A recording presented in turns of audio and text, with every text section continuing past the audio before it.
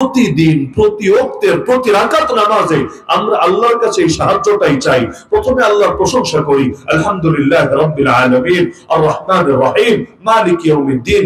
তিন আয়াত জুড়ে প্রশংসা, এরপর বাস্তবতার স্বীকৃতি এবং ঘোষণা, ইয়াকা না'বুদু ওয়া ইয়াকা নাস্তাঈন, ইবাদত করি একমাত্র আপনার, সাহায্য চাই আপনার কাছে।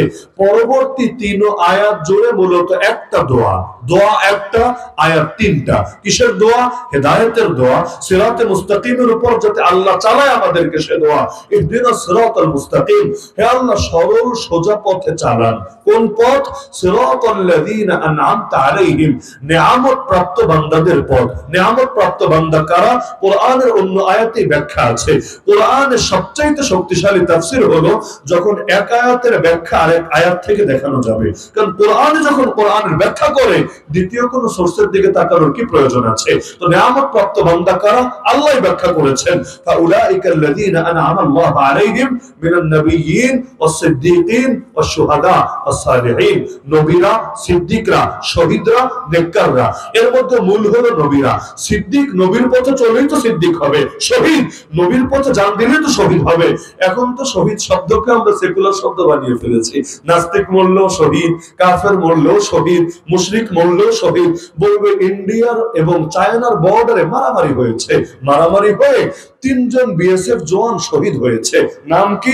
একজনের নাম অমুক চক্রবর্তী, আরেকজনের নাম অমুক মুখোপাধ্যায়, আরেকজনের নাম তমুক কি হয়েছে?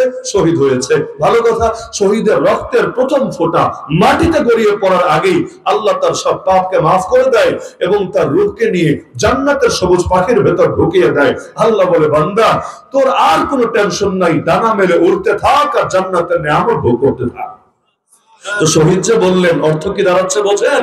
অর্থ দাঁড়াচ্ছে জান্নাতে চলে গেছে, এবার পাখি হয়ে ডানা মেলে মেলে উড়ে জান্নাতের নাজ নিয়ামত ভোগ করছে। নাউযুবিল্লাহি মিন যালিক। যারা জিহাদ শব্দ সহ্য করতে পারে না, মুজাহিদ শব্দ যাদের পছন্দ হয় না, শহীদ শব্দ নিয়ে আবার তারাই টানা হেচড়া করে, এর চাইতে বড় ডাবল স্ট্যান্ডার্ড দ্বিমুখী নীতি কিছুই হতে পারে না। আরে তুই ইসলাম পছন্দ করিস না, জিহাদ পছন্দ করিস না, তো জিহাদের নতিজাই তো শাহাদাত। শাহাদাত কাকে বলে? আল্লাহর পথে যে নিজের জান উৎসর্গ করে, তার এই মৃত্যুকে শাহাদাতের মৃত্যু বলে। যেমন ওমর রাদিয়াল্লাহু আনহু দোয়া করতেন আল্লাহর কাছে প্রত্যেক নামাজের পর, আল্লাহুম্মা রযুকনি শাহাদাতান ফি সাবিলিক, হে আল্লাহ আমাকে আপনার পথে শহীদি মরণ দিয়েন। আল্লাহর রাসূল আল্লাহর কাছে মৃত্যু চেয়েছিলেন। বুখারীতে হাদিস আছে, লাওয়াদিতু আন্নী উকতালু ফি সাবিলিল্লাহ, হে আল্লাহ আমার বড় ইচ্ছা হয় আপনার রাস্তায় শহীদ হব। সুম্মা হিয়া সুম্মা উকতাল, আবার জীবন দিবেন আবার শহীদ হব। সুম্মা হিয়া সুম্মা উকতাল, আবার জীবন দিবেন আবার শহীদ হব। সুম্মা হিয়া সুম্মা উকতাল, আরো একবার জীবন দিবেন আরো একবার শহীদ হব। নবী জানেন জীবন দুনিয়াতে একবারই, দ্বিতীয়বার আল্লাহ কাউকে ফিরিয়ে দিবেন না। তারপরও আল্লাহর রাসূল দিল খুলে দোয়া করেন, আল্লাহ বারবার জীবন দিয়েন, বারবার শাহাদাত দিয়েন। এমনকি নবী বলেছেন, যে ব্যক্তি আল্লাহর পথে যুদ্ধ করতে করতে মারা গেল, আরে সে ব্যক্তি শহীদ। এবং এর মধ্যে সর্বোত্তম শহীদকে মান হুকিরা জাওয়াদুহু ওয়া উহরিকা দামুহু, নবী বলেন যার ঘোড়াকেও হত্যা করা হলো এবং তার গলা কেটে রক্ত প্রবাহিত করা হলো, মানে জানও শেষ মালও শেষ, আল্লাহর কাছে সে দামি। অদ্ভুত এক ব্যাপার, মুসলমানকে মেরে ফেলে তখন শহীদ বলা যায় না, আর তারা মরে তখন শহীদ শব্দ বলতে আর কার্পণ্য করে না। তাহলে আল্লাহর রাসূল যদি রাহমতি হয়ে থাকেন, রাহমতের বিপরীতে তো গজব। আল্লাহ ব্যাখ্যা করে দিচ্ছেন যে নিয়ামত প্রাপ্ত বান্দাদের পথে তোমাদেরকে যাতে চালায়, এ দোয়া করবা, গায়রিল মাগদুবি আলাইহিম, আল্লাহ গজবগ্রস্ত জাতির পথে চালাবেন না, ওয়ালা দাল্লিন, বিপদগামী পথহারা জাতির পথে চালাবেন না। তাহলে গজব কোনটা আমাদের সামনে এর স্পষ্ট হওয়ার কথা। নবীর পথের বিপরীত পথই গজবের পথ, আর আল্লাহর নবীর পথের নাম রহমতের পথ। কারণ দ্বিমত আছে ব্যাপারে? আল্লাহর নবীর পথের নাম রহমতের পথ, কারণ নবী যেই পথে চলেছেন, যেই পথ দেখিয়েছেন, ওই পথের চূড়ান্ত গন্তব্যই হলো আল্লাহর সন্তুষ্টি। লা ইলাহা ইল্লাল্লাহ যদি বান্দা পেতে চায়, পথ একটাই খোলা, যেই পথের নাম মুহাম্মাদুর রাসূলুল্লাহ সাল্লাল্লাহু আলাইহি ওয়াসাল্লাম। এই পথকে বাদ দিয়ে লা ইলাহা ইল্লাল্লাহ হাসিল করা, আল্লাহ তাআলা পর্যন্ত পৌঁছা কখনোই কারোর জন্য সম্ভব না। কেউ যদি সম্ভব মনে করে তার ঈমান থাকবে না। তাহলে নবীর পথ যদি রহমতের পথ হয়, এটা যদি মানেনি, এটা যদি বোঝেনি, এবার আমাকে বলেন কয়টা ক্ষেত্রে আমরা নবীর পথে চলছি আর কয়টা ক্ষেত্রে নবীর পথ বাদ দিয়ে ভিন্ন পথ ধরেছি। নবীর পথ অনুসারে নামাজ পড়ি আলহামদুলিল্লাহ, নবীর পথ অনুসারে রোজা রাখি আলহামদুলিল্লাহ, নবীর পথ অনুসারে হজ করি আলহামদুলিল্লাহ, নবীর পথ অনুসারে যাকাত দিই আলহামদুলিল্লাহ, তো চাকরি বাকরি করি, ব্যবসা বাণিজ্য করি, অর্থনীতি পরিচালনা করি, রাজনীতি করি, বিচার আচার করি, সভ্যতা সংস্কৃতি করি, শিক্ষা দীক্ষার মাধ্যম এবং ব্যবস্থাপনা প্রণয়ন করি, এগুলো কোন পথ ধরে? যদি জবাব দেন এগুলো নবীর পথ ধরে, হাজারবার বলবো শুকরিয়া আলহামদুলিল্লাহ। আর যদি বলেন না এগুলো নবীর পথ ছাড়া অন্য কোন পথ ধরে, এবার নিজেই জিজ্ঞেস করেন নিজের বিবেককে। একটু আগে না বলে আসলেন নবী রহমত এবং সমস্ত জাহানের জন্য রহমত, তাহলে সেই রহমতের পথ বাদ দিয়ে অন্য পথ যখন ধরলেন, সেই পথকে তো রহমতের পথ বলা যায় না, সেই পথকে গজবের পথই বলতে হয়। আল্লাহর নবী স্বাধীনতা শিখিয়েছেন না অশ্লীলতা শিখিয়েছেন? এই যে সমাজের মধ্যে বিনোদনের নামে, সংস্কৃতির নামে, নাটক সিনেমার নামে, বিভিন্ন নামে এই যে অপসংস্কৃতি এবং অশ্লীলতা ছড়ালো, ফলাফল কি? নবী বলেছেন লাম তাজহারিল ফাহিশাতু ফি কওমিন কাত্তু, যে কোন জাতির মধ্যে যদি অশ্লীলতা প্রকাশ্যে ছড়িয়ে যায়, হাত্তা ইউলিনু বিহা, এবং তারা সেটাকে ঘোষণা দিয়ে দিয়ে পালন করতে থাকে। যেমন 14 ফেব্রুয়ারি ভ্যালেন্টাইন্স ডে ঘোষণা দিয়ে পালন করে না? আর এই বছর নাকি কাকতালীয় ভাবে শবে বরাত আর ভ্যালেন্টাইন্স ডে নাকি একই দিনে পড়েছে, পত্রপত্রিকা লেখালেখি করছে শুভ অশুভ। তো যাই হোক, তো আবার দেখা যায় সিনেমা বের হবে, রাস্তাঘাটে পোস্টার লাগিয়ে দিচ্ছে, পোস্টার ফেসবুকে বিজ্ঞাপন দিচ্ছে। এটা কি ঘোষণা দেওয়া না? এরকম পাপের ঘোষণা একটা দুইটা না, কনসার্ট হবে, কে আসবে? অমুক নর্তকী আসবে, তমুক গায়িকা আসবে, বিদেশ থেকে অমুক পর্ন স্টার আসবে। এমন এক দেশে থাকি পর্ন স্টারে আনতে পর্যন্ত বিবেকে বাঁধে না। কোন পর্যায়ে বিবেক নষ্ট হয়ে গিয়েছে আমাদের। নবী বলেছেন এভাবে কোন জাতির মধ্যে যদি অশ্লীলতা ছড়িয়ে যায় এবং তারা ঘোষণা দিয়ে দিয়ে করতে থাকে, ইল্লা ফাশা ফীহিম আত-তাউন ওয়াল আওজা, তাদের মধ্যে দুটো আযাব আল্লাহ দিবেই দিবে।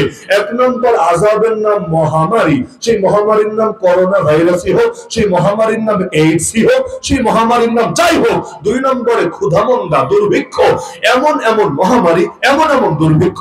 নবী বলেন আল্লাতী লাম তাকুন মাদাত মিন আসলাফিহিম আল্লাযীনা মাদাউ ক্বাবল, এদের পূর্বে দুনিয়া থেকে যারা চলে গিয়েছে, অর্থাৎ এদের বাপ দাদা, এদের পূর্বসূরি, এদের পূর্বপুরুষ, তাদের মধ্যে এগুলোর নামগন্ধ ছিল না, এগুলোর ভ্যাকসিন পাবে না, এগুলোর ওষুধ পাবে না, কিন্তু এগুলো ছড়াবেই ছড়াবে। কখন? যখন মানুষ অশ্লীলতা প্রকাশ্যে করবে এবং এটা ঘোষণা দিয়ে দিয়ে উদযাপন করবে। তাহলে অশ্লীলতা যত বাড়বে, রবের গজবও তত বেশি পড়বে। কারণ খুঁজে পাবে না, কোত্থেকে আসে, সমাধান কি? আরে রবকে তুই অসন্তুষ্ট করবি আর দুনিয়াতে ভালো থাকবি, এই চিন্তা ছেড়ে দে। রবকে নারাজ করে কেউ কখনো ভালো থাকতে পারে না, আর রবকে রাজি করে কেউ কখনো খারাপ থাকে না। 2 নম্বর, আমি সুদ খাই না, আপনি সুদ খান না, ভালো কথা, কিন্তু যেই রাষ্ট্রে থাকেন, রাষ্ট্রের অর্থনীতির ভিত্তি সুদ। অস্বীকার করতে পারবে? ন্যূনতম পড়াশোনা যারা আছে, এই দেশ সম্পর্কে যে ন্যূনতম জ্ঞান রাখে, সে স্বীকার করতে বাধ্য। যদিও বাংলাদেশে পুঁজিবাদ, ক্যাপিটালিজম পুরোপুরি অনুসরণ করা হয় না, কিন্তু মিক্সড ইকোনমি হোক আর যাই হোক, যে ঘোড়ার ডিম হোক, কিন্তু এই দেশের অর্থনীতি যে সুদের উপর চলে, অস্বীকার করতে পারবে না। এমনকি মূল সেক্টর গুলো দেখেন না, ব্যাংকিং সেক্টর চলে কিসের উপর? এমনকি ইসলামী নামে যে ব্যাংকিং গুলো চলে আপনার সাথে লেনদেনে, সে যদি শরিয়া অনুসরণ করেও, কয় পার্সেন্ট করে, কয়জন করে, এ আলাপ বাদ দিলাম, যদি করেও, সে যখন আবার কেন্দ্রীয় ব্যাংকের সাথে লেনদেন করবে, তাকেও বাধ্য করবে সুদে জড়াতে, সেখানে সে পারবে না শরিয়া রুলস ফলো করতে। তাহলে ব্যাংকিং সেক্টর চলে সুদের উপর, বীমা প্রতিষ্ঠান চলে সুদের উপর, শেয়ার মার্কেট চলে সুদের উপর, বৈদেশিক ঋণ নেয় সুদের উপর। প্রতি বছর বাজেট ঘোষণা হলে একটা নজর দেখবেন কি কি আছে, দেখবেন বড় একটা অংশ জুড়ে আছে সুদ পরিশোধ। সুদ পরিশোধ, আগে যে ঋণ নিয়েছে সুদগুলো দিবে এখান থেকে। এমনকি আমি আপনি, আমাদের প্রত্যেকের মাথা পিছু ঋণ আছে, জানেন এটা? আমি ঋণ নেই নাই, বিদেশ থেকে একটা পয়সা ঋণ নেই নাই, আপনিও নেন নাই, বিদেশে হয়তো জীবনে জানা নাই, তাও ঋণ আছে প্রত্যেকের কাঁধে, এবং ইতিমধ্যে 1.5 লাখ ছাড়িয়েছে। পরিমাণটা খুব বেশি না, 15 বছরের উন্নয়ন পেয়েছেন, কিছু কিছু ঠেলা সামলাবেন না, 1.5 লাখ ছাড়িয়েছে। আজকে সন্ধ্যার পর যে বাচ্চাটা জন্ম নিয়েছে, ওর কাঁধেও 1.5 লাখের উপর ঋণ আছে। এই ঋণের মধ্যে পুরোটা আসল না, কিছু আসল, এখানেও বড় একটা অংশ জুড়ে সুদ আছে। এই যে সুদের দায় আসলো সবার কাঁধে, কারণ রাষ্ট্র যা করবে রাষ্ট্রের নাগরিকের কাঁধে সেটা আসবে। রাষ্ট্র তো আর তার হাতও নেই, চোখও নেই, মাথাও নেই, পাও নাই, রাষ্ট্র তার জনগণের উপরই তার দায় চাপাবে। তো ব্যক্তিগত পাপের কারণে ব্যক্তিগত আযাব আসে, যেমন কারুন পাপ করেছে, ওর উপরই আযাব এসেছে, ও একা মরেছে। ফাখাসাফনা বিহি ওয়া বিদারিহিল আরদ, আল্লাহ বলেন আমি কারুনকে ওর বাড়ি সহ মাটির নিচে ধসায় দিলাম, কিন্তু বনি ইসরাইল মরে নাই। নবী মুসা আলাইহিস সালাম এবং তার সঙ্গে যারা ছিল তাদের কারো উপর এই আযাবের কোনো প্রভাব পড়ে নাই। কেন? কারণ পাপ করেছে একা, তার সম্পদকে কেন্দ্র করে, আল্লাহ আযাবও দিয়েছে ওকে একাকে। কি বুঝলেন? ব্যক্তিগত পাপের কারণে ব্যক্তিগত শাস্তি আসে, জাতীয় পাপের কারণে জাতীয় গজব আসে। লূত আলাইহিস সালামের জাতি জাতীয় ভাবে পাপ করেছিল, সমকামিতার পাপ জাতীয় ভাবে করেছে। আল্লাহ ফেরেশতা পাঠিয়েছেন, ফেরেশতা তার ডানার মধ্যে পুরো জনপদটাকে উঠিয়ে নিয়ে একেবারে উপর করে একটা আছাড় দিয়েছে। আজও পর্যন্ত সেটা মৃত সাগর, ডেড সি, মৃত সাগরে পরিণত হয়ে আছে। এই যে আল্লাহর গজব আসলে, এমন কি সমকামিতা ওই সমাজে করতো ছেলে ছেলে, মেয়ের মধ্যে ছিল না এটা ওই জামানায়। কিন্তু নবী লূত আলাইহিস সালামের স্ত্রী, তার স্ত্রীও আযাব থেকে বাঁচতে পারলো না। কেন? স্ত্রী সমকামী ছিল না। কোন বাপের বেটা প্রমাণ দিতে পারবে না লূত আলাইহিস সালামের স্ত্রী সে সমকামী ছিল, লেসবিয়ান ছিল, কোনো প্রমাণ দিতে পারবেন না। তাহলে সে মরলো কেন? তার উপর গজব আসলো কেন?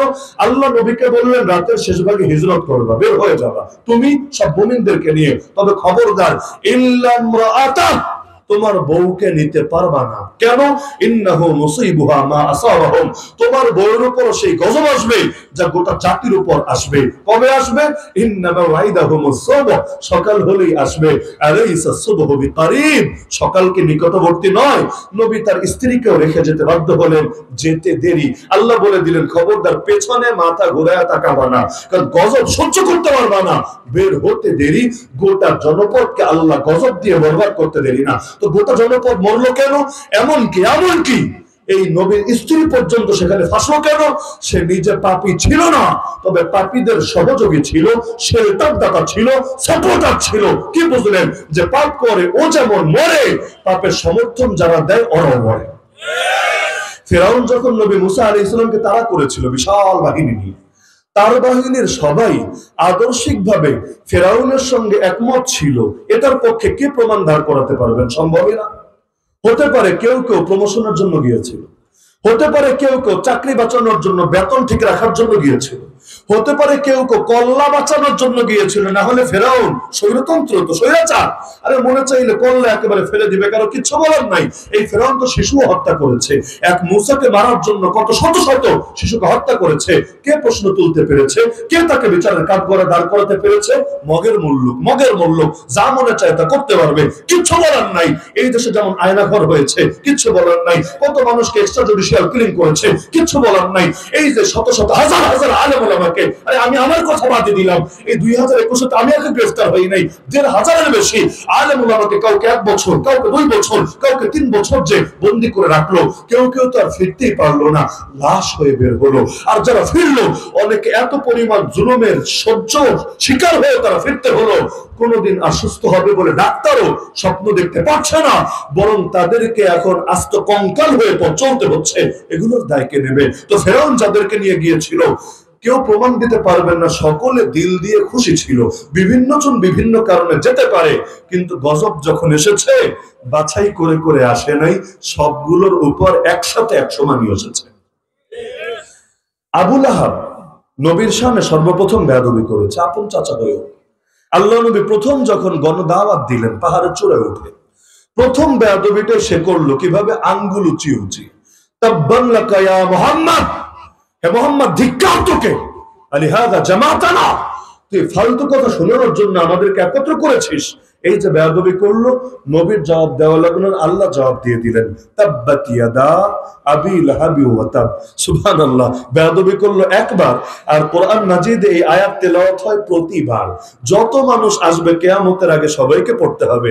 এমনকি মজার একটা তথ্য শুনে রাখেন, আবু লাহাবের 5টা বাচ্চা, 5টা সন্তান পরবর্তীতে মুসলমান হয়েছে। কয়জন? ওরা যখন কোরআন পড়তো, ওরা মনে হয় সূরা লাহাব পড়তো না, তাই না? এটা বাদ দিয়ে বাকি কোরআন খতম দিত নাকি? পড়তো। তাহলে নিজের মুখ দিয়ে নিজের বাপরে বদ্ধ দেওয়া লাগতো, নিজের বাপ আর মাকে জাহান্নামে ঘোষণা করা লাগতো। সায়াসলা নারান যাতা লাহাবি ওয়া ইমরাআতু। এই যে আল্লাহ জানালেন আবু লাহাবও জাহান্নামে যাবে, তার বউও জাহান্নামে যাবে। আবু লাহাব তো আবু লাহাবই, এটা ওর নামই। আর ওর বউকে কোরআন বলছে হাম্মালাতাল হাতাব, হাম্মালাতাল হাতাব। আল্লাহ জানালেন ওই হাম্মালাতাল হাতাব, ওর মূল নাম উম্মে জামিল, ওই উম্মে জামিলও জাহান্নামে যাবে, আবু লাহাবও জাহান্নামে যাবে। বেয়াদবি করলো আবু লাহাব, উম্মে জামিল জাহান্নামে কেন যাবে? বেয়াদবি করলো একজন, জাহান্নামে যাবে আরেকজন। কাহিনীটা কি? এখানে কি হচ্ছে? মূলত হচ্ছে আবু লাহাব বেয়াদবি করেছে, ওর বউ ওর মনোবল জাগিয়েছে, সাপোর্ট দিয়েছে, শেল্টার দিয়েছে, মানসিক ভাবে চাঙ্গা করেছে। বাংলাদেশে যেমন এক শ্রেণীর শাহবাগী নাস্তিক আল্লাহর নবীর শানে বেয়াদবি করেছে, আমি নাম বলতে চাই না, কেউ না কেউ ওদেরকে শেল্টার দিয়েছে বলেই এই জালেম গুলো বেয়াদবি করে দুঃসাহস দেখিয়েছে। এমনকি একটা জালেম যখন আল্লাহ নবীকে গালি দিয়েছে, আর কিছু ঈমানদার যুবক সহ্য করতে না পেরে ওটাকে দুনিয়া থেকে বিদায় করে দিয়েছে। তো তারপরে মহান সংসদে দাঁড়িয়ে একজন নেত্রী, নাম আমার বলার দরকার নাই, তিনি এখন আছেন, চট করে আসতেও চান, তো যাই হোক, তিনি সংসদে দাঁড়িয়ে বলেছিলেন যে দ্বিতীয় মুক্তিযুদ্ধের প্রথম শহীদ সে। আল্লাহ নবীকে যে গালি দেয় সে নাকি দ্বিতীয় মুক্তিযুদ্ধের প্রথম শহীদ। নাউযুবিল্লাহি মিন যালিক। এই কথা বলার দ্বারা মুক্তিযুদ্ধকে অপমান করা হয়েছে, এই কথা বলার দ্বারা শহীদ শব্দকেও মানহানি করা হয়েছে, এই শব্দ বলার দ্বারা এই দেশের সকল মুসলমানের ধর্মানুভূতিতে আঘাত করা হয়েছে। এখনো পর্যন্ত এই মামলা দেওয়াটা বাকি আছে। 200+ মামলা হয়েছে, এই মামলাটা কেউ দেয় নাই, কারণ মাথায় হয়তো আসে নাই। কিন্তু এটা স্পষ্ট, আজও পর্যন্ত এটা থেকে ক্ষমা চায় নাই, এই বক্তব্য উইথড্র করে নেয় না, এক্সপাঞ্জ করে নাই। তার মানে এই বক্তব্যের উপর সে এখনো বলবৎ আছে। যে নবীকে গালি দেয়, তাকে যে শহীদ বলে, আর ইমানের কি অবস্থা নিজের বিবেককে জিজ্ঞেস করেন, আবার বলে দেওয়া লাগবে। নাস্তিক এমনি জন্মায় না, হিন্দুত্ববাদীদের এত সাহস, এই সাহস এমনি এমনি আসে না। আরে বাংলাদেশে বসে জয় শ্রীরামের স্লোগান, যে স্লোগান এখন ধর্মীয় স্লোগান না, পলিটিক্যাল স্লোগানে পরিণত হয়েছে। ভারতে কত মুসলমানকে ধরে ধরে বল জয় শ্রীরাম, বল, বাধ্য করে জয় শ্রীরাম বলতে, যদি বলে ছেড়ে দেয়, যদি না বলে পিটিয়ে পিটিয়ে কাউকে পঙ্গু করে ছাড়ে, কাউকে চিরতরে জানি মেরে ফেলে। এই ইন্ডিয়া আমাদেরকে সংখ্যালঘুর অধিকার নিয়ে বয়ান দেয়। আরে আমাদের সংখ্যালঘু নিয়ে অধিকার নিয়ে বয়ান পরে দিস, আগে নিজের দেশে সংখ্যালঘুদের দিকে তাকা না। একবার কাশ্মীরে তাকা, আসামে তাকা, গুজরাটে তাকা, অযোধ্যায় তাকা, দিল্লিতে তাকা, সাহারানপুরে তাকা। গোটা অঞ্চলটাকে মুসলমানের রক্তে রঞ্জিত করে রেখেছে। আসিফা 6 বছরের একটা মেয়ে, তাকে পর্যন্ত ছাড়ে নাই, মন্দিরে নিয়ে দিনের পর দিন ধর্ষণ করেছে, এরপর পাথর একটা নিয়ে আঘাত করে করে মাথা থেতলে দিয়েছে, এরপর লাশটাকে পর্যন্ত গুম করেছে।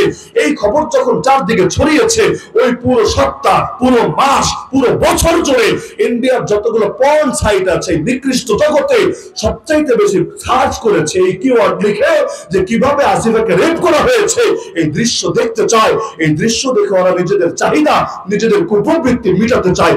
একটা জাতি কতটা নৃশংস হলে, কতটা বর্বর হলে, কতটা ইতিহাস হলে একটা মাসুম বাচ্চাকে মন্দিরে আটকে ধর্ষণ করে মারতে পারে, আবার সেই দৃশ্য দেখার জন্য সবাই বুকিয়ে থাকতে পারে। ওরা আসে আমাদেরকে মানবাধিকারের সবক দিতে, আমাদের সংখ্যালঘুদের অধিকারের সবক দিতে। আরে কথা বলার অধিকার তার থাকে যে নিজে কথার উপর আমল করে। যার নিজের আমল নাই সে আবার আরেকজনকে বলে কিভাবে? এই যে আমেরিকা সারা দুনিয়ারে নারীর ক্ষমতায়নের গল্প শোনায়, নারী অধিকারের গল্প শোনায়, নারী নেতৃত্বের গল্প শোনায়, তো তোর দেশে নারী পাস করে আসে না কেন?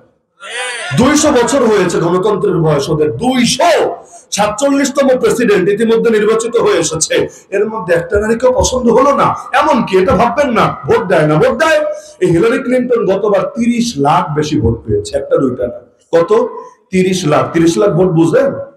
ওই দেশে জনগণ কত ভোট দিয়েছে? কয়জন? 30 লাখ ভোট বেশি পেয়েছে। বলবেন তাহলে পাস করে নাই কেন? ওই দরজা আগেই বন্ধ হয়ে গেছে। মানুষ যতই ভোট দেখ লাভ নাই, পপুলার ভোট দিয়ে প্রেসিডেন্ট নির্বাচিত হবে না, বরং আলাদা আর একটা ভাগ আগেই রেখে দিয়েছে, নাম দিয়েছে ইলেকটোরাল কলেজ ভোট। বাহ, কি সুন্দর নাম, ইলেকটোরাল কলেজ ভোট। মানে তোমরা পাগল পাবলিক যতই ভোট দাও লাভ নাই, আরো কিছু ভোট আলাদা জমা আছে, একটা সিন্ডিকেট করা আছে, এবং প্রদেশ প্রদেশ কিছু ভাগ করে দিয়েছে। তোমরা 3টা 3টা, তোমরা 5টা, তোমরা 12টা দিবা। ওরা যাদেরকে ভোট দিবে এবং সেখানে যে বেশি ভোট পাবে সেই প্রেসিডেন্ট নির্বাচিত হবে। এখন সেখানে তারা নির্বাচিত করবে যার ভেতর 2টা গুণ আছে। 1 নম্বর, ইহুদি বান্ধব, যে ইহুদির স্বার্থের বাইরে কিছু করবে না। এই ট্রাম্পই তো ঘোষণা দিয়েছিল না জেরুজালেমকে ইসরায়েলের রাজধানী বানাবে। নাউযুবিল্লাহ মিন যালিক, নাউযুবিল্লাহ মিন যালিক। যে জেরুজালেমের কথা হাদিসে পর্যন্ত আছে, এই যে ইমাম মাহদী আসবে আর তার রাজধানী হবে জেরুজালেম, হাত্তা ইউনসাবা বিইলিয়া। তিরমিজি শরীফে এই হাদিস আছে যেখানে জেরুজালেমের আরেকটা নাম আছে ইলিয়া। ওই ইলিয়ার কথা বলা আছে, তিনি তার পতাকা গিয়ে গাড়বেন ইলিয়ার বুকে, জেরুজালেমের বুকে, যেটা হবে ইসলামী বিশ্বের রাজধানী। ওই ইসলামী বিশ্বের রাজধানীকে এখন ঘোষণা করেছে ইহুদিবাদ আর এই জায়নবাদ আর এই জারজ রাষ্ট্রের রাজধানী। নাউযুবিল্লাহ মিন যালিক। 1 নম্বরে ইহুদি বান্ধব দেখবে, আর 2 নম্বরে সারা দুনিয়ার যতই গল্প শোনা লাভ নাই, নিজেরা ঘুরে ফিরে পুরুষ নিয়ে আসবে। বলতে পারেন এগুলো আপনাদের হুজুরদের চোখে ধরা পড়ে, এগুলো আপনাদের চোখের সমস্যা, বাস্তবতা এমন না। আজকে আপনি পশ্চিমা বিশ্বের মিডিয়াগুলোতে একটু নজর রাখলেই বুঝবেন বিশ্লেষকরা কিভাবে বিশ্লেষণ করেছে ওদের নির্বাচনকে। আমি ইতিমধ্যে কয়েক ডজন রিপোর্ট পেয়েছি যেখানে বিভিন্ন পশ্চিমা গবেষক এটা নিয়ে আপত্তি তুলেছে, মনে হয় ওদের নারী নিয়ে অ্যালার্জি আছে। তো নিজেরই যদি নারী নিয়ে অ্যালার্জি থাকে, অন্যরে গল্প শোনাও কিভাবে? তার মানে নবীজির হাদিসের বাস্তবতা, নবীরা না মানলেও হাদিসের বাস্তবতা মানো। এবং এক্ষেত্রে কি লাভ আর কি ক্ষতি, নবীর হাদিস দিয়ে না বুঝলেও বিজ্ঞান দিয়ে আর তোমাদের মস্তিষ্ক দিয়ে বোঝার চেষ্টা করো।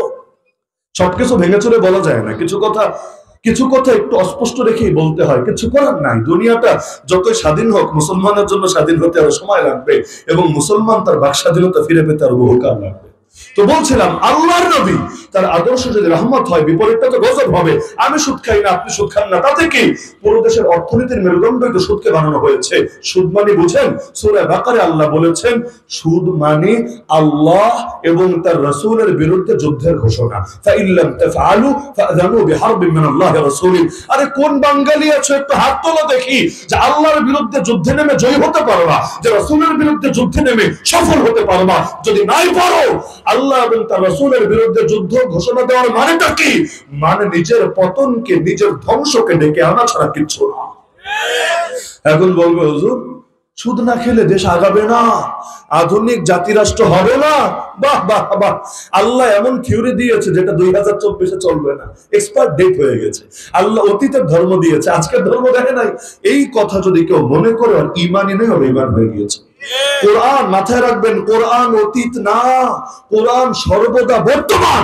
কেউ যদি কোরআনকে খালি অতীত বানিয়ে রেখে দেয় আর বর্তমানকে কোরআনের আয়নায় না দেখে, কোরআনের সাথে না মিলায়, নবী বলেছেন মা আমানা বিল কোরআনি মান ইস্তাহাল্লা মাহারিমাহু।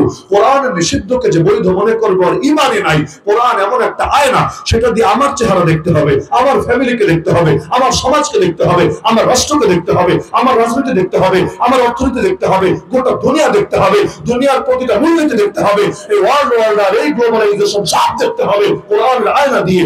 যেটা কোরআনের আয়না দিয়ে দেখবেন না, সেখানে জাহেলিয়াত ঢুকবেই ঢুকবে। এখন তো সব জায়গায় কোরআন দেখাতে গেলে আপনাকে বলবে ধর্মান্ধ। সব জায়গায় ধর্মকে কেন টান? সুন্দর গালি পেয়েছে, ধর্মান্ধ ধর্মান্ধ। সব জায়গায় ধর্মকে কেন টানো? তো ধর্মান্ধের বিপরীত শব্দ কি? ধর্মচক্ষুষ্মান। যে আমরা অন্ধ, তোমরা চক্ষুষ্মান, ভালো কথা। তোমরা চোখ দিয়ে দেখে দেখে ধর্ম মানো, তাই না? ঠিক আছে, আলিফ লাম মিমের ব্যাখ্যা করবে, এটা কর। আলিফ লাম মিমের মধ্যে কি কি দেখলি বল, কি কি বুঝলি বল।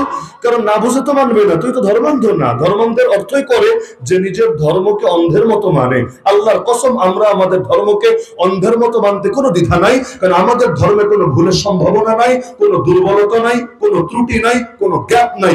ডাইরেক্ট আল্লাহ দিয়েছেন, অন্য কারো থেকে কোনো কিছু আসার কোনো দরজাই খোলা নাই। তাহলে ধর্মকে অন্ধের মতো মানতে ঝামেলা থাকে তার, যার ধর্ম বিকৃত হয়েছে, যার ধর্মে বিভিন্ন ভুল ত্রুটি, সন্দেহ, সংশয় ঢুকেছে, যার ধর্মগ্রন্থই হয়তো হারিয়ে গিয়েছে।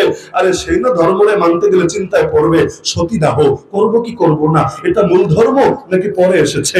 আর রামরাজ্য বানাবো কি বানাবো না, এটা মূল ধর্ম নাকি পরে এসেছে। এই সংশয় ওরা পড়তে পারে, আমরা পড়বো না। বুঝে আসলেও মানি, না আসলেও মানি। তাকদীর বোঝেন সবাই? ফেরেশতার সংখ্যা কয়জন জানেন সবাই? আখিরাতের ব্যাপারে কয়টা জিনিস জানেন বলেন দেখি? ওমর রাদিয়াল্লাহু আনহু হাজরে আসওয়াদে চুমু খেলেন, চুমু খেয়ে বললেন, হে পাথর, ভালো করে শোন, আল্লাহর কসম করে আমি ওমর বলছি, আমি জানি তুই জাস্ট একটা পাথর, ভিন্ন কিছু না। তোর হাতে কারো ক্ষতিরও ক্ষমতা নাই, কারো উপকারেরও ক্ষমতা নাই। আল্লাহ নবীকে যদি না দেখতাম তোর গায়ে চুমু খেয়েছে, আমি ওমর জীবনেও তোর গায়ে চুমু খেতাম না। কি বুঝলেন? যে যদিও পাথর হায়াতের মালিক না, মৌতের মালিক না, লাভের মালিক না, ক্ষতির মালিক না, তো নবীজি যেহেতু করেছেন আমি না করে থাকতে পারি না। আব্দুল্লাহ বিন ওমর নাম শুনেছেন? বিখ্যাত সাহাবী। একদিন যাচ্ছিলেন ঘোড়ার পিঠে চড়ে, হঠাৎ করে মাথাটা নিচে নামিয়ে দিয়েছেন। সবাই অবাক। যারা মোটরসাইকেল চালান ভালো বুঝবেন। মনে করেন আপনি চালিয়ে যাচ্ছেন, হঠাৎ করে বুকটা তেলের ট্যাঙ্কির উপরে লাগাইয়া দিলেন। সবাই পেরেশান হবে, কাহিনী কি? সামনে তো কোনো ঝোপঝাড়ও নাই, কোনো বাঁশও নাই, কোনো ডালও নাই, তো হঠাৎ মাথা নিচু করার কারণ কি? সবাই অবাক। তিনি বললেন, আসলে এখন তো কোনো ডাল নাই, কোনো গাছ নাই, কিন্তু আমি একদিন নবীজির সঙ্গে যাচ্ছিলাম এখান দিয়ে, ওই সময় একটা গাছের ডাল ঝুলেছিল। আল্লাহ নবী মাথায় যাতে বাড়ি না খান এজন্য মাথাটা নামিয়ে দিয়েছিলেন। আজ যদিও ডাল নাই, কিন্তু আমার নবীজির কথা স্মরণে এসেছে, নবীজি করেছেন, আমিও করলাম, নবীর অনুসরণে, নবীর মহব্বতে। এই সফরে কিছু দূর গিয়ে তিনি বাহন থেকে নেমে পেশাব করতে বসলেন এক কোণায়। সাথীরা অবাক, কিছুক্ষণ বসে উঠে আসলেন, কিন্তু পেশাব করলেন না এবং করার কোনো আলামত নাই। অবাক, জরুরত যদি না থাকে শুধু শুধু কেন বসলেন, শুধু শুধু আবার কেন আসলেন? তিনি বললেন, একদিন নবীজির সঙ্গে যাচ্ছিলাম, আল্লাহ নবী এখানে জরুরত ছেড়েছিলেন, আমার যদিও জরুরতের চাপ নাই, তো নবীজি করেছেন, আমি না করে কিভাবে থাকি? এজন্য আল্লাহ নবীর অনুসরণে কাজটা করলাম। এগুলোর কোনো কি যুক্তি খুঁজে বের করবেন আপনি? কি যুক্তি? আলী রাদিয়াল্লাহু আনহু বলেন, লাউ কানা দীনু বিরাই, ইসলাম যদি খালি যুক্তি দিয়ে চলতো, লাকানা আসফালুল খুফি আওলা বিল মাসহি মিন আলাহু, চামড়ার মোজার নিচে মাসহ করাটাই যুক্তির দাবি ছিল, উপরে না। কারণ ময়লা লাগে নিচে, মোজার উপরে ময়লা লাগে না হাঁটতে গেলে। অথচ তিনি বলেন, আমি আল্লাহ নবীকে দেখেছি তিনি মোজা পরে যখন মাসে করেছেন। এই মাসালে আমি যাচ্ছি না যে চামড়ার মোজা পরলে পবিত্র অবস্থায় কয়দিন পর্যন্ত পা না ধুয়েও মাসে করে চলা যায়, এগুলো আপনার ওলামায়ে কেরাম থেকে জেনে নিয়েন, ফতোয়ার কিতাবে দেখে নিয়েন। আল্লাহ নবীকে তিনি বলেন, আমি নিচে দেখেছি মোজার উপরে মাসে করেছেন, নিচে না। অথচ ময়লা নিচে লাগে, উপরে না। যুক্তির দাবি একটা, নবীকে করতে দেখলাম আরেকটা। নবী যা করেছেন তাই করব, ভিন্নটা করব না।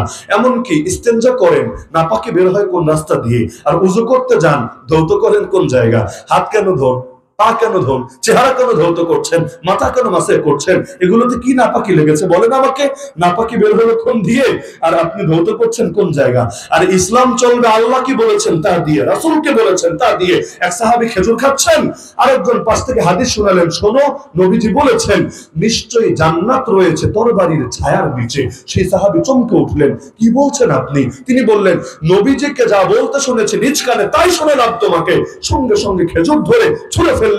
এতগুলো খেজুর খাবো, তারপর জান্নাতের দিকে যাব, এত ধৈর্য আমার নাই। আরে জান্নাত রেডি হয়ে আছে, আমাকে হাতছানি দিয়ে ডাকছে, এখনই যাব জান্নাতের পথে। সেই যে তরবারি নিয়ে নেমে গেলেন, আর ফিরতে পারলেন না, শহীদ হলেন সেখান থেকে।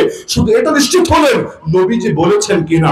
যখন জানলেন নবী বলেছেন, এখন তার বিজ্ঞান মিলুক, দর্শন মিলুক, যাই হোক, তিনি মানতে আর দ্বিধা করেন নাই। মায়ের পায়ের নিচে সন্তানের জান্নাত, পায়ের কোন জায়গায়? পায়ের কোন জায়গায় কাটলে জান্নাত বের হবে নাকি? আর হবে নাকি? মায়ের পায়ের নিচে সন্তানের জান্নাত। নবী বলেছেন বাস। আল্লাহ রাসূলের সাহাবীকে জিজ্ঞাসা করছেন, ইয়া রাসূলুল্লাহ, আমার সবচাইতে ভালো আচরণ পাওয়ার অধিক হকদার কে? নবী বললেন, তোমার মা। তারপর কে? তোমার মা। তারপর কে? তোমার মা। তারপর কে? 4 নম্বরে তোমার আব্বা।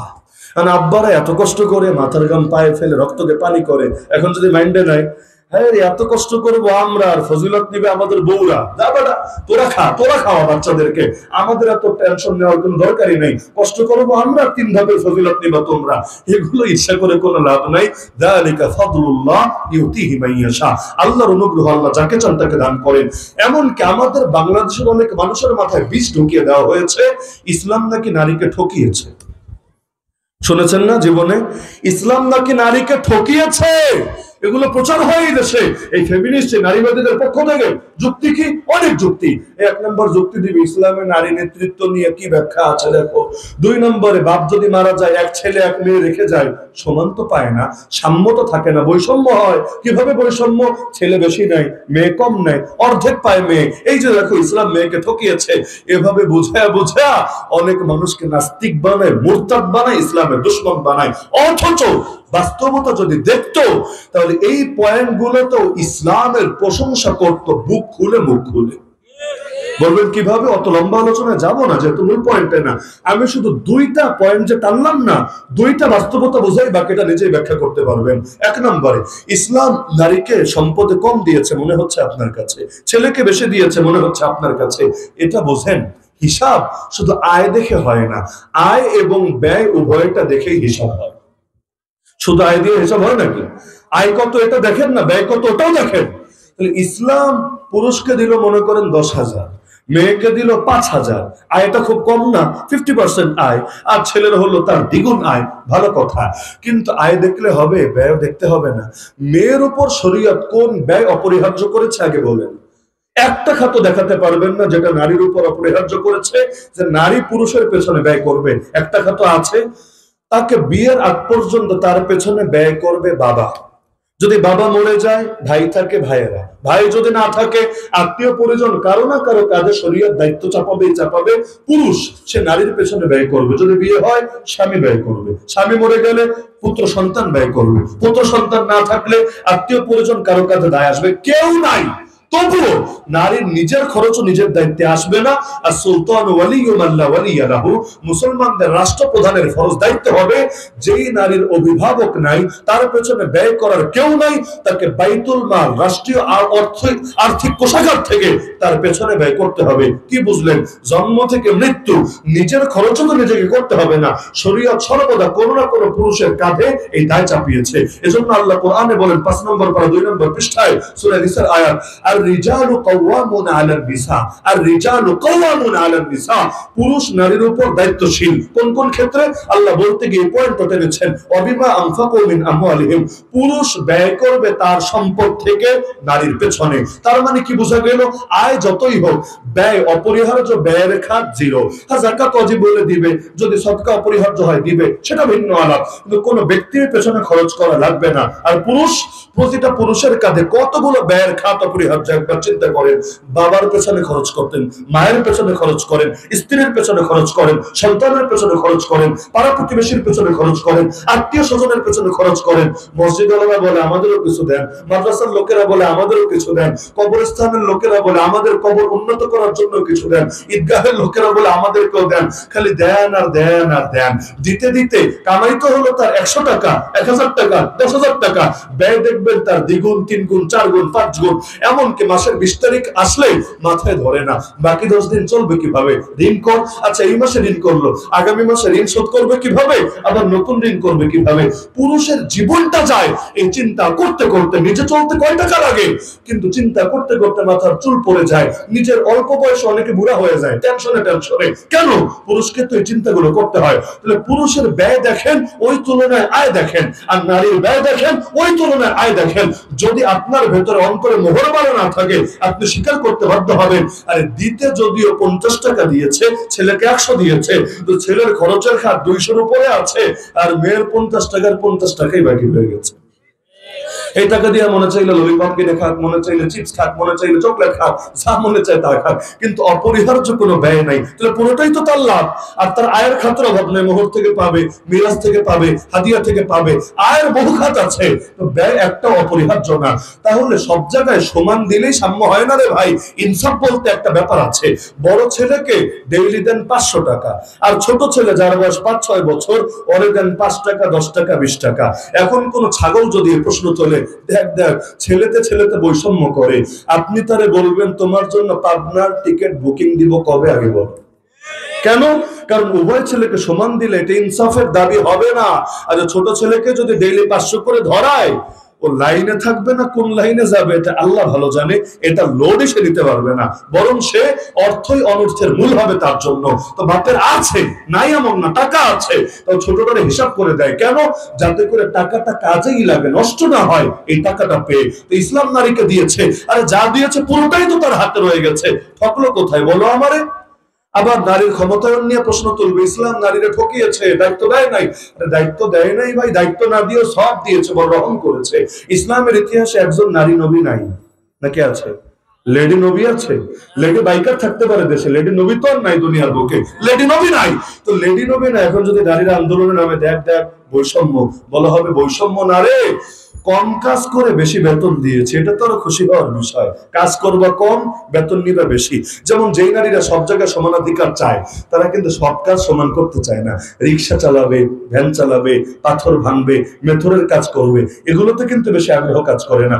আগ্রহ কাজ করে বড় অফিসার হবে, বড় নেত্রী হবে, আর রিসিপশনে সুন্দর মতো বসে থাকবে, ইত্যাদি ইত্যাদি কাজে, মানে সব কাজ করবে না, কাজ করবে আরামের কাজ, ইজ্জত নিবে বেশি, পয়সা নিবে বেশি, এগুলোই তো ডিমান্ড। তো এখন একটা বার চিন্তা করেন, ইসলাম নারীকে নবী বানায় নাই। নবী যারা হয়েছেন, একজনও দুনিয়াতে কষ্ট থেকে হেফাজতে থাকেন নাই, সবাই গালি খেয়েছেন, জুলুমের শিকার হয়েছেন, সমালোচিত হয়েছেন। আমার নবী ক্ষুধার জ্বালায় পেটে পাথর বেঁধেছেন, পাথর মারতে মারতে তার গা থেকে রক্ত ঝরানো হয়েছে, তার দাঁত শহীদ করা হয়েছে, 27টা যুদ্ধ নিজে করেছেন, আর 47টা ময়দানে বাহিনী পাঠিয়েছেন। পুরো জীবনটাই তো কষ্ট আর কষ্ট। এমনকি নবী বলেন, আল্লাহর পথে আমাকে এত কষ্ট দেওয়া হয়েছে, যত বেশি কষ্ট কোনোদিনও কোনো মানুষকে দেওয়া হয়নি। অপরদিকে ঘরের স্ত্রী যারা ছিলেন, আল্লাহ রাসূল বললেন, তারা দুনিয়াতেও যেমন আমার সঙ্গিনী, জান্নাতেও হবে আমার সঙ্গিনী। তো নবী এত কষ্ট করে যেই জান্নাতে যাচ্ছেন, আল্লাহ তাকে হাদিয়া দিচ্ছেন, উপহার দিচ্ছেন, তার স্ত্রীরা নবুয়তের এই গুরুদায়িত্ব পালন করা লাগছে না। তো নবী যেই জান্নাতে যাচ্ছেন, নবীর সঙ্গিনী হিসাবে আল্লাহ তাদেরকেও সেই জান্নাতে দিয়ে দিচ্ছেন। ঠকলো না জিতলো? আরে ঠকলো না জিতলো? কাজ দিয়েছে কম, বেতন দিয়েছে বেশি, এটারে বৈষম্য বলে না রে, এটারে তোমার জিতায়া দেওয়া বলে। জিতায়া পুরুষ পারলে তোমার বিরুদ্ধে নামতে পারে ময়দানে। আরে নারীদের এত ফজিলত কেন? যেমন জিহাদ করা আরাম না কষ্ট? কষ্ট লাগে না? জিহাদ কষ্ট লাগে না? আরে যেখানে আন্দোলন সংগ্রাম করতে কি পরিমাণ কষ্ট আপনারা দেখেছেন, জিহাদ তো অনেক ক্ষেত্রে এর চাইতে আরো বেশি কষ্ট। না খেয়ে থাকবে, দুনিয়ায় কোনো মূল্যায়ন নাই, এমনকি লাশও পড়ে থাকতে পারে, হয়তো জানাজা দেওয়ার লোকও নাই। কি কষ্টের এক জীবন। আল্লাহ রাসূলকে গিয়ে বুখারী শরীফের হাদিস, আম্মা জান আয়েশা বললেন, ইয়া রাসূলুল্লাহ, আমরা দেখতে পাচ্ছি জিহাদ সর্বশ্রেষ্ঠ আমল, আমরা নারীরা কি জিহাদ করব না? নারী বলে কি আমাদেরকে আমল করতে দিবেন না? আল্লাহ রাসূল বললেন, লাকুন্না আফদালুল জিহাদি হাজ্জুম মাবরুর, তোমাদের নারীদের জন্য সর্বশ্রেষ্ঠ জিহাদ হলো কবুল হজ করা। কষ্ট করা লাগবে না তোমাদের, বদরে গিয়ে, উহুদে গিয়ে, খন্দকে গিয়ে তোমরা যদি কবুল হজ করতে পারো, আল্লাহ তোমাদেরকে জিহাদের সওয়াব দিয়ে দিবে। বলতে পারেন, হুজুর শহীদ কিভাবে হবে? বাচ্চা জন্ম দিতে গিয়ে যদি নারীর মৃত্যু হয়, ওই নারীকে আল্লাহ শহীদ হিসেবে কবুল করবে। কাজ কত কম, কিন্তু আল্লাহ ফজিলত দিয়ে দিচ্ছেন কত বেশি। পুরুষ যেই ফজিলত পেতে বহু সাধনা করা লাগে, আরে মাসে আপনি তো 30 দিনে নামাজ পড়েন, নামাজ পড়া লাগে, না পড়লে আপনি পাপী হন এটার জন্য আল্লাহর কাছে। নারীকে আল্লাহ যে ছাড়টা দিয়েছেন তার স্বাস্থ্যগত কারণে ওই নামাজের কাজা লাগে। মাসালা জানেন আপনার, রোজার কাজা লাগে, কারণ রোজা বছরে মাত্র 1 মাস আসে, তো নামাজ তো নিয়মিত, নামাজের কিন্তু কাজাও করা লাগে না তার ওই দিনগুলোতে, বিশেষ দিনগুলোতে। এই যে কাজা করা লাগলো না, তাই বলে ইসলাম ঠকাইয়া দিছে নাকি? ইসলাম সে যদি কন্টিনিউ নামাজি হয়, নিয়মিত নামাজ আদায় করে, ওই দিনগুলোতে স্বাস্থ্যগত কারণে পাচ্ছে না, কিন্তু তার দিলের মধ্যে কোনো দুর্বলতা ছিল না, আল্লাহ তাআলা তার কন্টিনিউ ইবাদতের সওয়াব দিতে থাকবে। আমাদের যে আলেম ওলামারা মাঠে ময়দানে দাওয়াতের কাজ করতেন, যখন বন্দী ছিলাম আমরা, দাওয়াতের কাজের তো সুযোগ ছিল না, কিন্তু নবীজির হাদিস থেকে স্পষ্ট, মুসলমান যখন কোনো কাজ কন্টিনিউ করে, অসুস্থতার কারণে, কোনো বিপদের কারণে যদি কাজটার ব্যাপারে বাধাগ্রস্ত হয়, আল্লাহ সওয়াব থেকে জারি রাখেন। এজন্য দেখেন না, আমল করি 60 বছর, আর জান্নাতে থাকবো জানি কয় বছর? 60 বছর, 600 বছর, 6000 বছর, যার শুরু আছে শেষ নাই। কিভাবে আমল করলাম কয় বছর, আল্লাহ 10 গুণও যদি দেয়, তাহলে 60 বছরের 10 গুণ কত? 600 হবে। 600 বছর পরে বাইর হ, জান্নাত খালি কর তাড়াতাড়ি, নতুন ভাড়াটি আনবো, এরকম কোনো অপশন তো নাই। কাজ করলেন কয় বছর আর সওয়াব পেলেন কয় বছর, হিসাব কেমনে মেলে? এটা তো 10 গুণ না, 20 গুণ না, 1000 গুণ না, লাখ গুণ না, কোটি গুণ না, মানে কোনো গুণের আওতায় পড়ে না, এটা গুণহীন। আল্লাহ গুণের বাইরে দিচ্ছেন। কিভাবে? আরে এভাবেই, ইন্নামাল আমালু নিয়া। আল্লাহ দিল দেখেন, দিল। তুমি যদি না মারতা, দুনিয়ায় বেঁচে থাকতা, তুমি কি আমল বন্ধ করতা? না বান্দা, তুমি তো আমল কন্টিনিউ করতা। তা আমি তো তোমাকে আখিরাতে এনেছি, তাতে কি? আমি তোমার দিল তো দেখেছি, এজন্য তুমি মরেছো, তাতে সমস্যা নাই। আমি তোমার সওয়াবকে ঠিকই কন্টিনিউ ধরে তোমাকে জান্নাত দিয়ে দেব। তা আল্লাহ কি ঠকায় বান্দারে না জিতায়? মাই যেখানে বাচ্চারে ঠকাবে এটা কল্পনা করা যায় না, সেখানে রব্বুল আলামিন বান্দাকে ঠকাবে কল্পনা করা যায় না। তাই সুদ যতদিন এই দেশ থেকে দূর না করবেন, আল্লাহ এবং তার রাসূলের বিরুদ্ধে যুদ্ধে নেমে আছি আমরা, এই পরোয়ানা আমাদের উপর থাকবে। সুদের 70 গুনাহ, সর্বনিম্ন গুনাহ নিজের আপন মায়ের সাথে জিনা করার সমান। এমনকি আমেরিকার প্রেসিডেন্ট নিয়ে যেমন গল্প শোনালাম না, ইহুদিদের নিয়ে একটা পয়েন্ট শোনাই, বিশ্বাস না হলে আপনারা নিজেরাই ঘাটাঘাটি করবেন। আমার কথায় যদি দুর্বলতা পান চ্যালেঞ্জ করতে পারবেন, সমস্যার কিছু নাই। ইহুদিরা এখনো পর্যন্ত নিজেদের ভেতরে যখন লেনদেন করে এক ইহুদি আর এক ইহুদির সাথে, তখন ওরা সচেতন ভাবে সুদকে এড়িয়ে চলে। ওই ইহুদিরাই যখন আবার কোন অইহুদি, মানে ইহুদি না এমন কারোর সাথে লেনদেন করে, চড়া উচ্চ সুদ নেয়। কিন্তু এক ইহুদি আর এক ইহুদির সাথে লেনদেন করতে গেলে সুদ এড়ায় চলে। যারা সারা দুনিয়ার মধ্যে সুদি মতবাদ ছড়িয়ে দিল, সুদ খাওয়া শেখালো, ওরা নিজেরা নিজেদের ভেতর সুদি লেনদেন করে না কেন? আর এটার মধ্যেই বড় একটা জবাব আছে, করে না এজন্য ওরা ভালো করে জানে যেই জাতি পরস্পরের সুদে জড়াবে, ওই জাতির উপর দুনিয়াতেও বিভিন্ন বিপর্যয় আসবেই আসবে। ওরা উন্নত হবে না, ওরা অবনতই থাকবে। এজন্য দেখেন ওরা কি পরিমাণ সময় দেয় ওদের দুনিয়ার বিভিন্ন উন্নতির পেছনে, আর আমাদেরকে কি পরিমাণ সময় ব্যয় করে বিভিন্ন বিনোদন, খেলাধুলা, এই হাবিজাবির পেছনে। ইসরায়েল খেলাধুলায় কতটুকু আগালো, কিন্তু ওদের প্রতিটা নাগরিককে বাধ্য করে দিয়েছে মিলিটারি ট্রেনিং নিতে হবে সবাইকে। আমি যদি বাংলাদেশের দায়িত্বশীল হতাম, আমি এটা বাধ্যতামূলক করতাম যে প্রতিটা যুবককে প্যারামিলিটারি প্রশিক্ষণ নিতে হবে, নিজের দেশ রক্ষায়, জাতি রক্ষায় এবং যে কোনো বহিঃশত্রুর আক্রমণ থেকে রক্ষায়। এতে ক্ষতির কিছু নাই, পুরোটাই লাভ। এমনকি যে রাস্তাঘাটে ডাকাতি হয়, ছিনতাই হয়, বহুত কিছু বন্ধ হবে যদি সমস্ত মানুষ, সমস্ত নাগরিককে এই প্যারামিলিটারি প্রশিক্ষণের আওতায় আনা যায়। ওরা বাধ্যতামূলক করেছে, খালি মিলিটারি ট্রেনিং দিলেই হবে না। পুরুষ যদি হয় তাহলে 2 বছর পর্যন্ত আর্মির সাথে অপারেশনেও অংশগ্রহণ করতে হবে। নারী যদি হয় তার জন্য অনেকটা মাস বেঁধে দিয়েছে, তাকে আর্মিতে জয়েন করে প্র্যাকটিক্যাল অভিজ্ঞতা তাকে নিতে হবে। তাহলে সারা দুনিয়াকে খেলার পেছনে, এটার পেছনে, সেটার পেছনে লাগিয়ে দিয়ে নিজেরা ওগুলোতে খুব কম সময় দিয়ে নিজেরা নিজেদের দুনিয়া ঠিকই ঠিক রাখে। এই যে পশ্চিমা বিশ্ব উন্নত কেন জিজ্ঞাসা করেন যে কাউকে, বলবো হুজুর উন্নত কারণ ওদের মেয়েরা ছোট ছোট কাপড় পরে, ওদের ছেলেরা গান বাজনা করে, মটট খায়, ওরা জ্ঞান বিজ্ঞানের চর্চা করে, হাবি যাবে, এক একজন এক একটা জবাব দিবে। অথচ বাস্তবতা কি জানেন? ওরা উন্নত হয়েছে সবচাইতে, অনেক কারণ আছে, ফ্যাক্টর বহুতগুলোই থাকবে খুঁজলে, কিন্তু এর মধ্যে সবচাইতে বড় একটা কারণ এটাও বটে, চুরির কারণে, ডাকাতির কারণে। বলবেন কিভাবে? চুরি আর ডাকাতের কারণ উন্নত হলো কিভাবে? ওরা না জ্ঞান বিজ্ঞান দিয়ে হয়েছে? না রে ভাই, পেটে ক্ষুধা থাকলে অত জ্ঞান বিজ্ঞান কপচানোর টাইম থাকে না। পেট ভরা থাকলে বহু কিছু করার অবসর থাকে। জ্ঞান বিজ্ঞানের চর্চা আজকে করছে বটে। এই যে 190 বছর আমাদের রক্ত চুষে খেয়েছে, যখন ইন্ডিয়া এসেছিল ওই সময় ইন্ডিয়া ছিল একটা গ্রেট ইন্ডিয়া পর্যায়ে, অর্থনৈতিক ভাবে গোটা দুনিয়ার জন্য একটা গর্ব। কিন্তু যখন চলে গেল, এমন ভাবে চুষে খেয়ে গেল, দুনিয়ার একটা ফকির, একটা মিসকিন দেশ হিসেবে পরিণত করে রেখে গেল। ওই সময় তো দেশ ভাগাভাগি হয় নাই, ভাগাভাগির আগের কথা। সম্রাট আওরঙ্গজেব আলমগীরের সময় এই ইন্ডিয়ার অর্থনীতি কি ছিল এটা নিয়ে পিএইচডি থিসিসও করে ফেলতে পারবেন, কি পরিমাণ উন্নত ছিল আপনি চিন্তা করলে অবাক হবেন। এখন কি নিয়ে গর্ব করেন? এর চাইতে হাজার গুণ বেশি উন্নত ওই সময় ছিল। সম্পদ কোথায় গেল? আরে কোথায় গেল? অনেক কিছু আমরা বইয়ে পড়ি, কোহিনূর পাথর নাম শুনবেন বইয়ে, গেল কোথায় হারিয়ে। এই যে ব্রিটিশ রানী মারা গেল 2-4 বছর আগে, বেচারির মাথায় যে মুকুটটা পড়তো, ওই মুকুটের ভেতরে একটা হীরার টুকরা আছে, হীরার টুকরা ওরাই লেখালেখি করেছে এটা মোগল বাদশাদের হেরেম থেকে চুরি করে নিয়ে যাওয়া হয়েছে। রানী, দেশের রানী, সে তার মাথার মুকুটে যে হীরার টুকরা ব্যবহার করেছে ওইটাও চুরির হীরা। এরা নাকি জ্ঞান বিজ্ঞান দিয়ে উন্নত হয়েছে। এই যে ফ্রান্সকে শতক ধরে এরা যে চুষে খেলে, আজও পর্যন্ত ফ্রান্স আফ্রিকার এই কালো মানুষদের রক্ত খাওয়া ছাড়তে পারে নাই। ওদের মাটির নিচের মূল্যবান সম্পদ থেকে শুরু করে যত রকম অমানবিক কাজ করা সম্ভব করে যাচ্ছে। কই যাচ্ছে এই টাকাগুলো? এগুলো তো চুরি আর ডাকাতি করে নিজেদের পেটে ওরা ফোলাচ্ছে। সারা দুনিয়ার মধ্যে যেখানে যেখানে হামলা করেছে, ইরাকের ইতিহাস পড়েন, আফগানিস্তানের ইতিহাস পড়েন, যেই পরিমাণ যুদ্ধ করেছে দেখবেন তার চাইতে বেশি চুরি করেছে, ডাকাতি করেছে।